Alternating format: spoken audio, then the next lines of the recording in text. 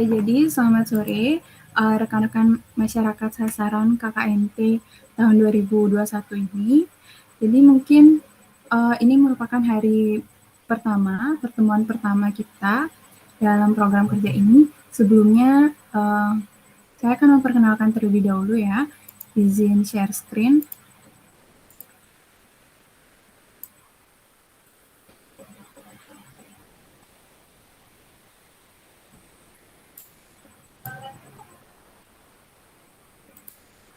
Teman-teman apakah sudah bisa melihat share screen saya? Sudah. Baik, terima kasih. Jadi saya akan memperkenalkan diri terlebih dahulu. Ini data diri singkat saya. Jadi nama lengkap saya itu Komang Sarwulandari, bisa dipanggil Sherly. Lalu saya lahir di Denpasar tanggal 13 Juni 2001. Usia saat ini 20 tahun. Saya tinggal di Jalan Danabuyan Gang Cempaka nomor 7 Besanur, dan pekerjaan saat ini saya belum bekerja. Saya masih seorang mahasiswi di Universitas Pendidikan Ganesha. Dan program studi saya yaitu program studi kedokteran Fakultas Kedokteran. Untuk semesternya sendiri saya masih semester 5, dan nomor HP saya karena kita udah buat grup WA juga, kita udah punya saling nomor WA ya, yaitu nomor WA saya 082 146 891 176. Jadi sebelumnya saya mengucapkan terima kasih kepada rekan-rekan semua yang sudah mau berpartisipasi dalam program kerja ini. Program kerja KKN saya saat ini, saya mohon bantuannya untuk menyukseskan dari program kerja saya saat ini, dan saya berharap semoga setelah selesai dari program kerja ini, kita masih bisa dapat kerjasama baik di bidang apapun, gitu. Oke.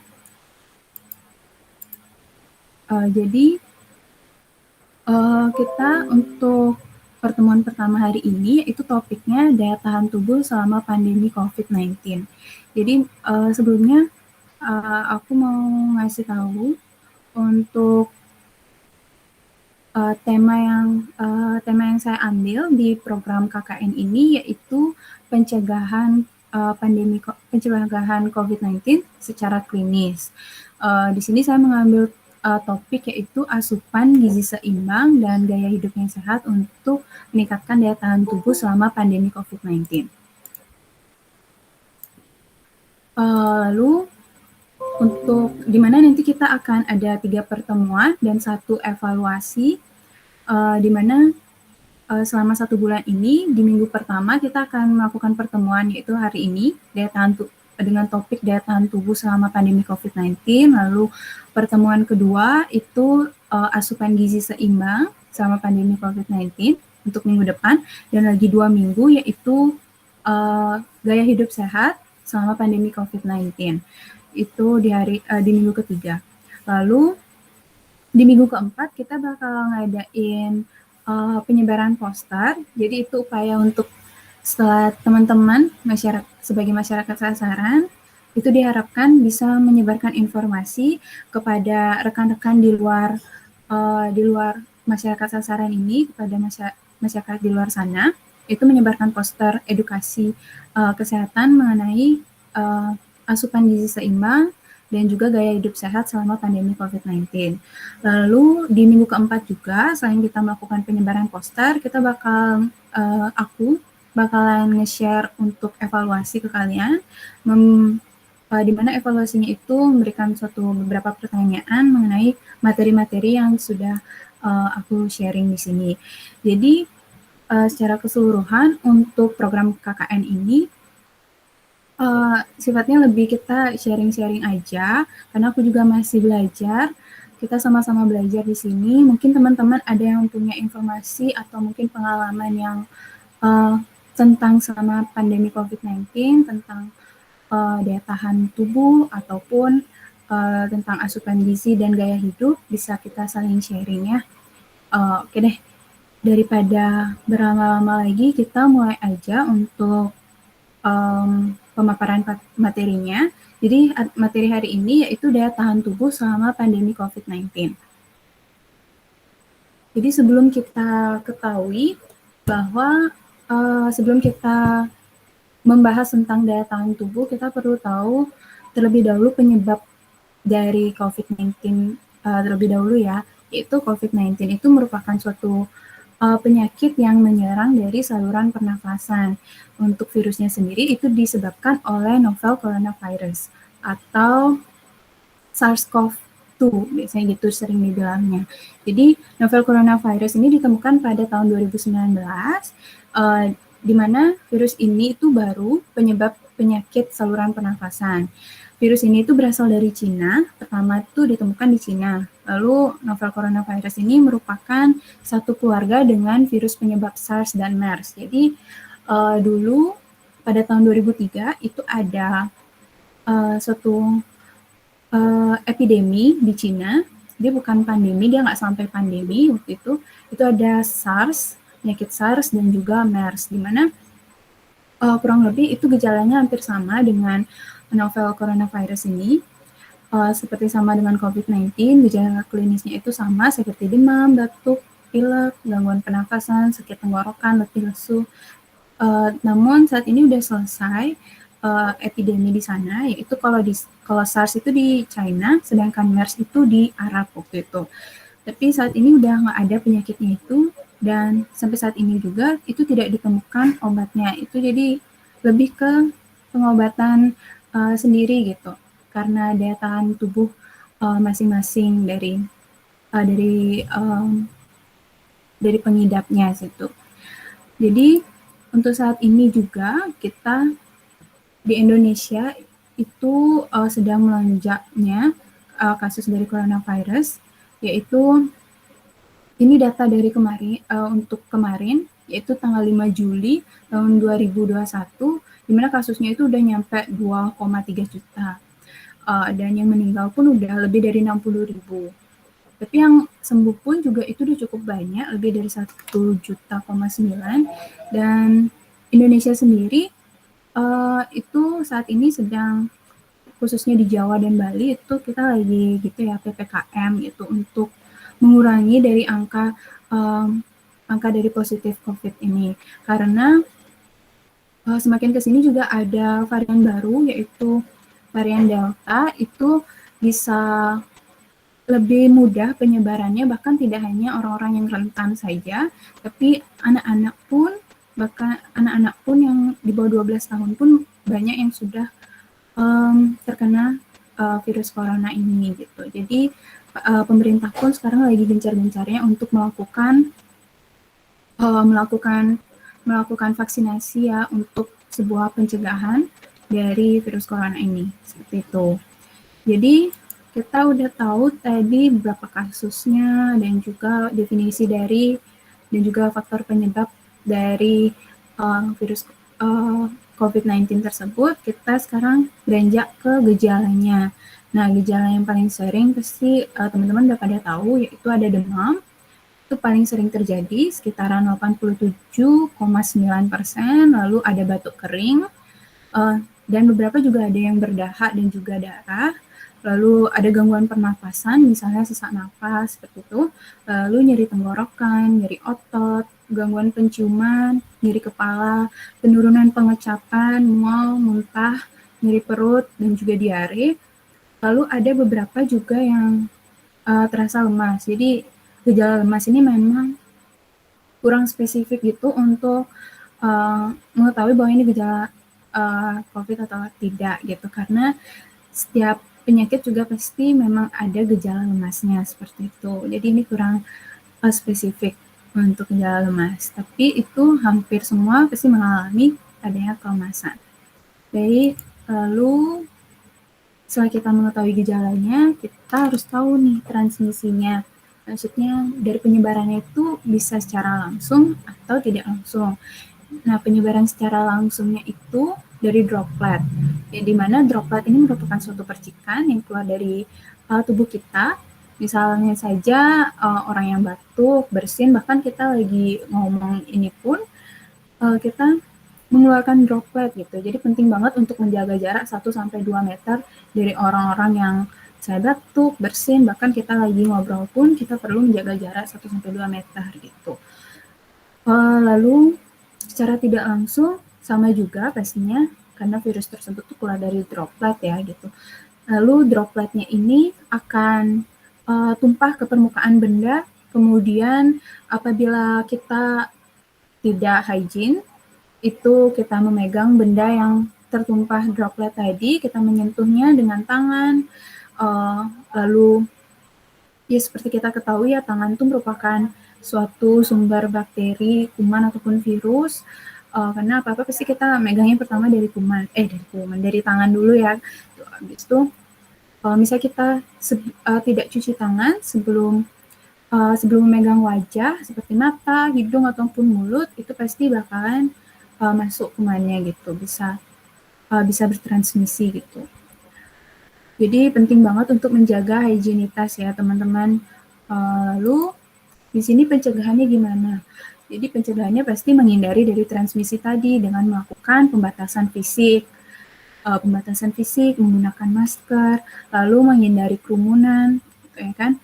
Lalu bekerja dan belajar dari rumah dan selalu mencuci tangan. Kurang lebih ini udah pada digaungkan semua oleh masyarakat. Udah banyak juga poster-poster edukasi yang menyatakan 5M, protokol 5M, mencuci tangan, memakai masker, menjaga jarak, mengurangi mobilitas, dan juga menjauhi kerumunan. Itu udah semua pasti teman-teman udah pada tahu ya. Gitu. Jadi setelah kita bicara tentang coronavirus, kita lanjut ke daya tahan tubuh. Jadi gimana sih seandainya kita terpapar dari virus corona tersebut?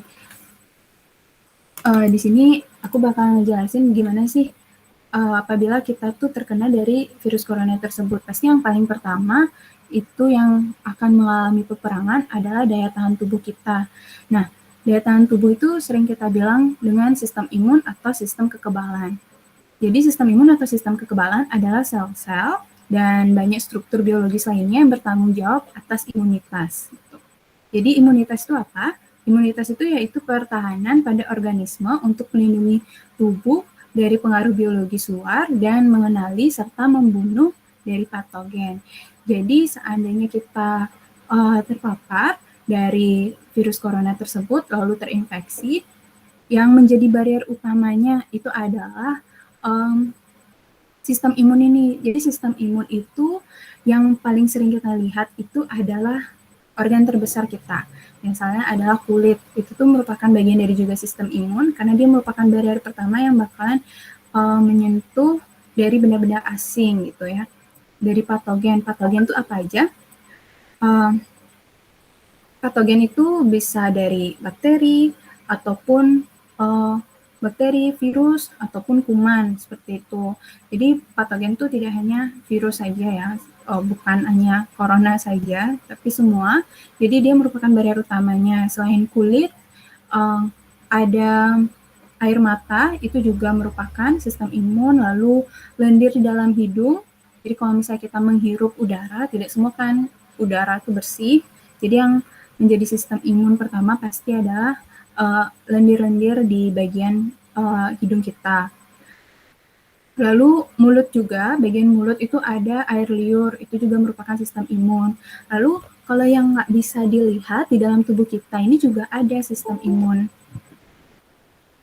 Ada juga sistem imun, misalnya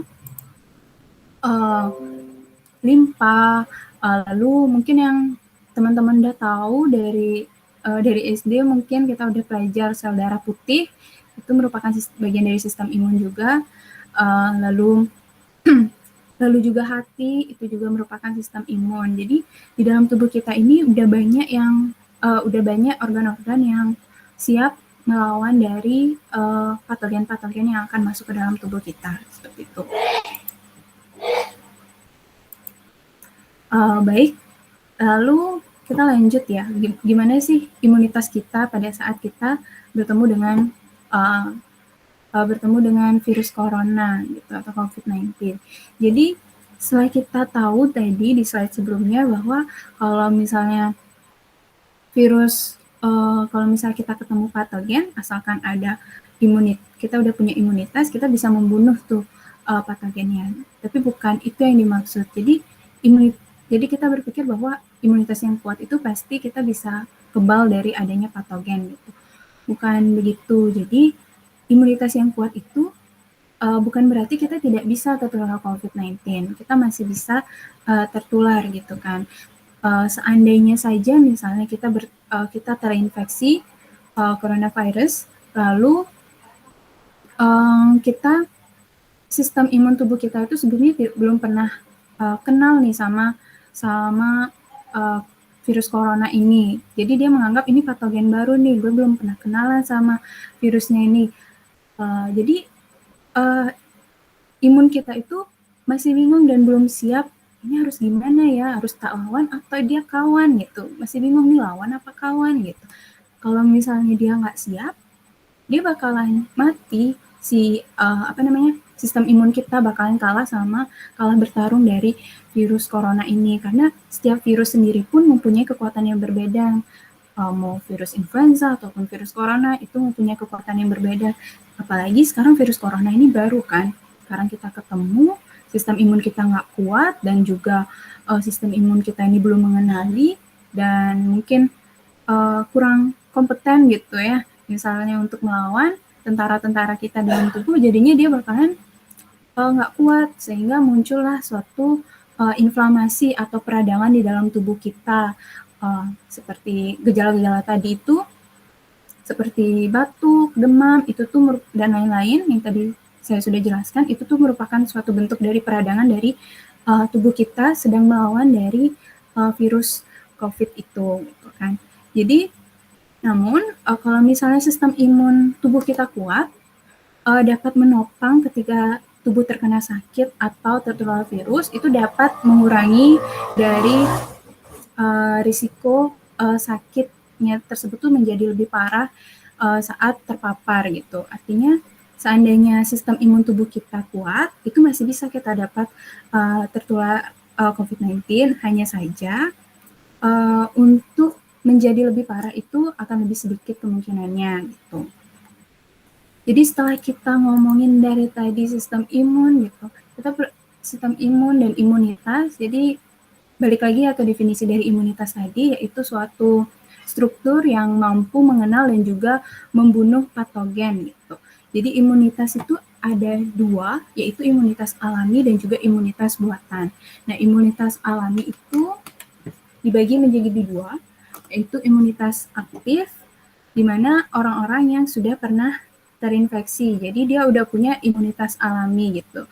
Artinya di dalam tubuh di dalam tubuh mereka, karena mereka udah pernah terinfeksi secara langsung, terinfeksi secara aktif, itu imunitas mereka udah saling kenal gitu. Jadi dia udah punya imunitas secara alami dan aktif. Lalu kalau imunitas alami, yang kedua tuh ada pasif, imunitas alami pasif, di mana itu antibodi dari ibu melewati plasenta. Jadi dulu awal-awal pandemi COVID-19 sekitar April 2020, kita sambil cerita aja ya, mungkin teman-teman juga pernah dengar, itu ada maksudnya bayi yang lahir dengan antibodi COVID-19, antibodi virus corona, itu tuh karena itu pertama kali terjadi di Singapura gitu ya kan. Itu karena ibunya itu berhasil sembuh ibunya sedang hamil dan sedang sembuh dari virus corona, sehingga anak yang lahir itu otomatis bakalan membentuk suatu antibodi dari virus corona. Jadi itu adalah anak pertama yang lahir mempunyai antibodi gitu. Tapi bukan berarti kita seandainya ada kerabat-kerabat kalian gitu, misalnya yang hamil, bukan berarti kalian menyuruh kena aja virus corona kayak gitu. Bukan begitu ya kalau misalnya hamil gitu, disuruh kena virus corona, bukan begitu. Karena itu sangat dikit kemungkinannya dari beberapa orang itu bakalan sembuh dari virus corona untuk ibu yang hamil gitu. Karena ibu hamil itu mempunyai imunitas yang sangat lemah, dia bakalan lebih mudah mengalami atau terpapar dari virus ataupun penyakit yang lainnya karena sistem imun ibu hamil itu sangat lemah. Sehingga di Indonesia sendiri pun banyak banget itu kejadian yang ibu hamil yang meninggal bersama bayinya gitu kan, masih di dalam kandungan karena imunitas mereka itu sangat lemah. Belum lagi memang tidak semua ibu hamil itu mempunyai riwayat penyakit seperti itu, ada hipertensi ataupun diabetes, jadi itu perlu diperhatikan juga gitu. Tidak semua juga bisa sembuh dari positif dari COVID ini, sehingga kita tetap harus perlu menghindari ibu-ibu yang hamil tersebut dari paparan virus corona ini gitu. Daripada harus keduanya gitu ya hilang, ibu dan anaknya juga seperti itu. Lalu yang kedua tuh ada imunitas buatan, yaitu ada yang aktif dan juga pasif juga. Kalau yang imunitas buatan yang aktif itu adalah injeksi antibodi dari imunisasi pasif. Lalu ada imunisasi buatan pasif, yaitu pengenalan antigen imunisasi aktif. Contohnya itu vaksin. Itu kayak kita hari ini ya, maksudnya kayak sekarang itu kan lagi gencar-gencarnya vaksin. Pemerintah juga sedang memperbanyak pemasukan vaksin untuk bahkan anak-anak mulai dari kemarin itu udah mulai vaksinasinya umur dari 11 sampai 17 tahun. Jadi mungkin teman-teman yang punya saudara ataupun kerabat-kerabat yang umurnya 12 sampai 17 tahun udah bisa vaksin gitu. Karena vaksin ini sangat membantu untuk membentuk suatu antibodi supaya apabila kita terpapar virus itu antibodi kita itu udah siap melawan, sehingga untuk risiko memperparah dari penyakit tersebut itu akan lebih berkurang seperti itu. Jadi apapun vaksinnya itu tuh baik, itu tuh bagus. Jadi mungkin teman-teman yang belum vaksin sampai saat ini bisa segera vaksin ya. Jadi mungkin sekian dari penjelasan saya. Sekarang saya ada video mungkin tentang bagaimana sih proses respon imun kita terhadap serangan dari virus corona tersebut. Sejak dulu, sistem kekebalan tubuh atau imun manusia memang sudah berlomba dengan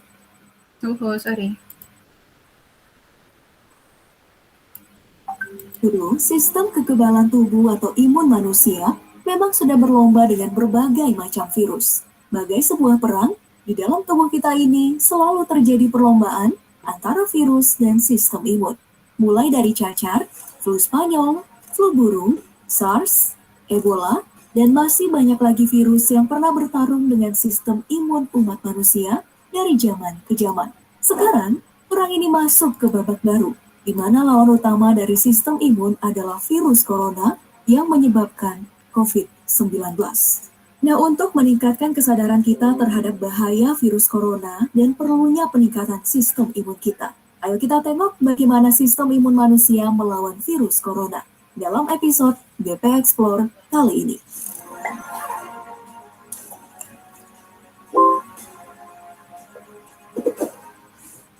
Sebelum membahas lebih jauh tentang bagaimana sistem imun manusia melawan virus corona, mari kita bahas dulu bagaimana virus ini masuk ke dalam tubuh kita. Menurut World Health Organization, virus corona menyebar melalui tetesan kecil atau droplet yang keluar dari hidung dan mulut orang-orang yang terinfeksi corona saat bersin dan batuk. Droplet ini yang menempel pada benda-benda sekitar seperti tombol lift, tombol ATM, uang kertas, dan tempat lainnya yang bisa dihinggapi droplet. Nah, siapapun yang menyentuh tempat-tempat ini, lalu menyentuh mata, hidung, dan mulutnya, maka virus corona mendapatkan jalan untuk masuk ke dalam tubuh. Dan saat virus-virus ini masuk ke dalam tubuh, peperangan pun akan terjadi sebentar lagi. Sebut saja virus corona yang masuk ke dalam tubuh tadi adalah sebuah pasukan monster yang ingin menguasai kerajaan dengan cara menyerang salah satu benteng pertahanan. Benteng pertahanan yang dimaksud adalah saluran pernapasan dan paru-paru. Nah, untuk melindungi benteng ini, tubuh kita memiliki para tentara yang kita sebut dengan sistem imun. Saat para monster ini datang, pasukan tentara dari sistem imun akan mendeteksi adanya ancaman dalam tubuh dan bergegas untuk melakukan perlawanan. Nah, dalam peperangan ini, akan ada 3 kemungkinan yang terjadi di tubuh manusia, tergantung seberapa kuat tentara pengawal alias sistem imun kita, dan seberapa cepat mereka mendapatkan solusi untuk mengatasi virus corona. Kemungkinan pertama, para tentara sampai pada tempat di mana virus corona menyerang. Jika tentaranya kuat dan cepat beradaptasi, maka mereka akan menang melawan virus corona dalam waktu singkat. Efek yang ditimbulkan peperangan ini pun hanya gejala penyakit ringan seperti demam maupun batuk. Kemungkinan kedua, para tentara kita yang bertugas melawan virus corona ini mengalami kebingungan panjang karena tidak mengenal musuhnya. Pada kejadian ini, sistem imun akan merasa bingung dan mulai menyerang sembarangan. Mereka tidak tahu mana kawan dan mana lawan. Jadi, hal ini akan menimbulkan banyak kerusakan di dalam tubuh.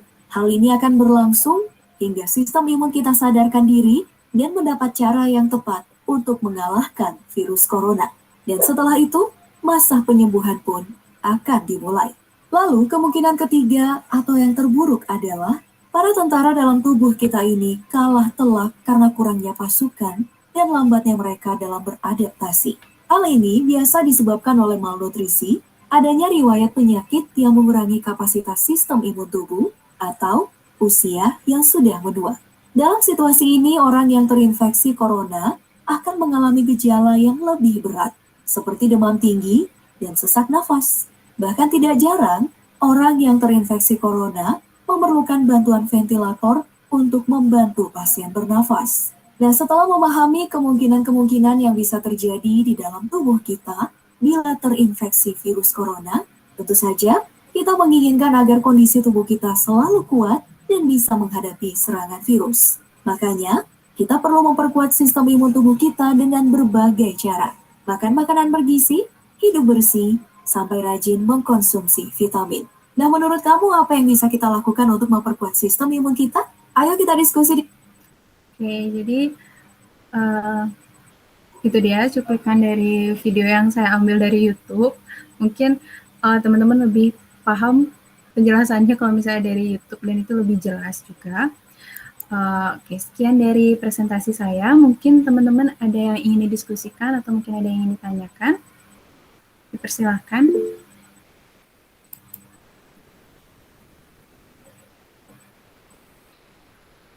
Ingin bertanya. Baik, di sini ada Mauri. Mungkin Mauri ada yang ingin ditanyakan?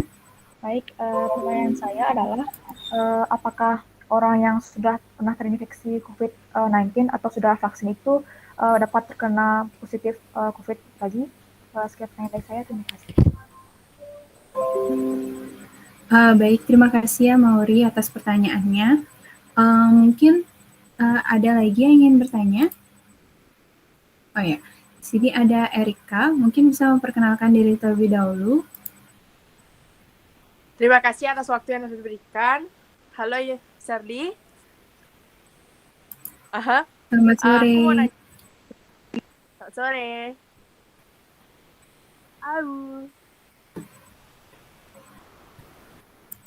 Udah?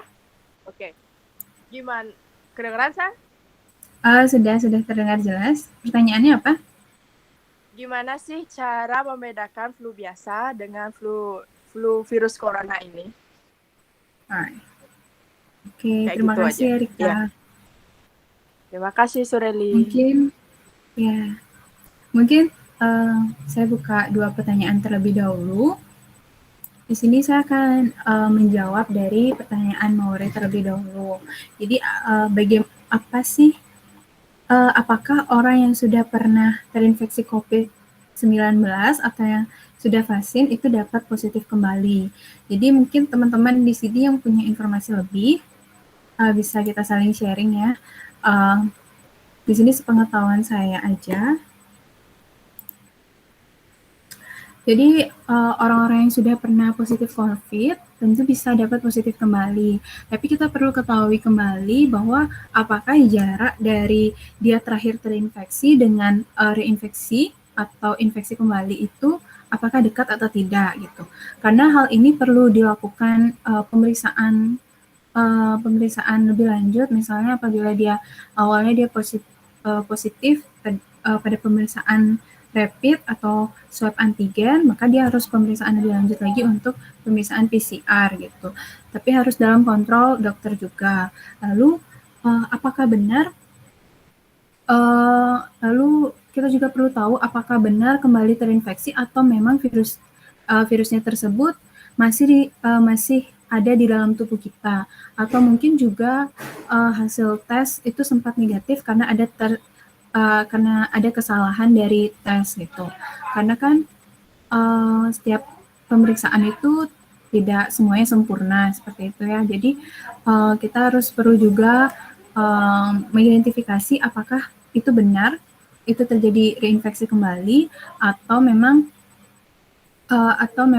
virus tersebut memang masih di dalam tubuh kita atau memang terjadi kesalahan dari tes seperti itu. Di samping itu juga bisa terjadi karena faktor imunitas atau daya tahan tubuh kita. Gitu. Jadi di mana imunitas yang terbentuk pada saat virus tersebut masuk, setelah mengenal virus tersebut, itu tuh tidak hanya tergantung dari virusnya, tapi juga tergantung dari bagaimana respon sistem imun kita melawan dari virus tersebut. Apabila saat sistem imun melihat virus baru ya, maksudnya itu virus corona itu virus baru itu menyerang, lalu imun ini akan lebih mudah dikalahkan oleh virus ini karena tubuh itu belum siap untuk melawan beda asing gitu. Tapi apabila sistem imun berhadapan dengan virus yang udah pernah dia kenal sebelumnya atau dia udah pernah terinfeksi terlebih dahulu, atau mungkin orang-orang yang sudah vaksin, itu tuh mereka akan mudah sistem imun tersebut akan lebih mudah terlatih, dan juga apabila dia cukup kuat untuk melawan, maka sistem ini pun mungkin akan siap melawan virus tersebut apabila dia kembali menyerang gitu. Sehingga bisa dikatakan bahwa orang-orang yang sudah pernah terinfeksi ataupun orang-orang yang sudah pernah vaksin itu dapat mengalami positif COVID itu karena diakibatkan karena sistem imun tubuh yang lemah seperti itu. Jadi bukan berarti bahwa jika kita sudah sempat terkena virus lalu sembuh atau mungkin kita sudah vaksin, itu bukan berarti menunjukkan sebuah kebebasan ya untuk tidak menaati protokol, tidak menggunakan masker, memeluk orang, mengupil, atau mungkin memegang barang-barang umum dengan sembarangan tanpa hand hygiene seperti itu. Jadi kita harus tetap mengindahkan dari protokol 5M, protokol 5M tersebut, karena setiap orang itu masih bisa terinfeksi dari virus corona ini. Hanya saja memang orang-orang yang sudah pernah terinfeksi dan sudah pernah sembuh, lalu orang-orang yang sudah pernah vaksin, itu akan keparahannya itu akan lebih rendah dibandingkan orang yang baru pertama kali terkena dan juga orang yang belum vaksin sama sekali. Tapi setidaknya kita harus tetap menghindari dari terinfeksi COVID ini, karena apabila kita terinfeksi, kita bakalan tetap menularkan orang-orang yang di sekitar kita, apalagi misalnya orang-orang yang rentan, seperti orang dengan usia menua, lalu orang yang punya penyakit penyerta seperti diabetes dan juga cardiovascular disease, itu pasti akan lebih rentan untuk terkena. Setidaknya kita tidak menularkan seperti itu, sehingga harus tetap dicegah walaupun kita udah pernah vaksin ataupun udah pernah sembuh dari COVID ini. Sekian dari jawaban saya. Apakah ada yang ingin ditanyakan, Mauri? Apa sudah cukup? Sudah cukup, Shelly. Sudah jelas. Terima kasih. Baik, terima kasih, Mauri. Jadi, selanjutnya saya akan menjawab dari pertanyaan dari Erika, yaitu bagaimana cara membedakan gejala dari flu biasa dengan flu akibat virus corona. Jadi flu biasa itu mungkin yang dimaksud adalah flu akibat virus influenza ya. Jadi secara teori aja, kalau misalnya masa inkubasi dari virus influenza dan juga virus corona itu cukup berbeda, di mana flu biasa itu memiliki masa inkubasi yang lebih pendek. Sebelumnya masa inkubasi itu adalah waktu dari infeksi hingga munculnya gejala. Jadi dia itu lebih pendek masa inkubasinya dibandingkan dengan flu akibat COVID seperti itu. Sebenarnya flu itu merupakan suatu gejala ya, gitu, bukan penyakit gitu. Jadi masa penularan virus flu biasa atau virus influenza ini lebih cepat. Kalau dari penularannya sendiri itu lebih cepat, yaitu dia selama 3 hari dia dapat menularkan orang-orang di sekitarnya. Kalau COVID ini dia lebih lama, jadi dia bisa menularkan 5-6 hari setelah dia terinfeksi. Jadi itu yang bahaya apabila orang-orang yang tidak sadar bahwa dia itu terkena orang-orang yang OTG, misalnya orang tanpa gejala, itu dia sebenarnya udah terinfeksi. Seandainya dia udah terinfeksi selama 5-6 hari, dia itu dapat menularkan orang-orang di sekitar mereka. Jadi makanya perlu untuk melakukan isolasi mandiri biasanya selama 14 minggu. Karena biasanya setelah 5-6 hari terinfeksi itu akan muncul gejalanya, seperti gejala-gejala flu tersebut gitu. Lalu untuk gejalanya sendiri, baik COVID-19 ataupun flu biasa, maksudnya virus influenza, itu memiliki berbagai tingkatan tanda dan juga gejala, di mana mulai dari tanpa gejala atau asimptomatik dan juga simptomatik dengan gejala yang parah gitu. Gejala umum yang biasanya muncul pada COVID-19 ataupun flu influenza itu biasanya adalah tadi saya sudah paparkan ya di PowerPoint, itu ada demam, merasa panas atau menggigil, lalu batuk, sesak napas, kesulitan bernapas, kelelahan, sakit tenggorokan, hidung berair, ataupun tersumbat. Lalu beberapa juga ada yang mengalami nyeri otot ataupun nyeri tubuh. Lalu ada yang sakit kepala juga.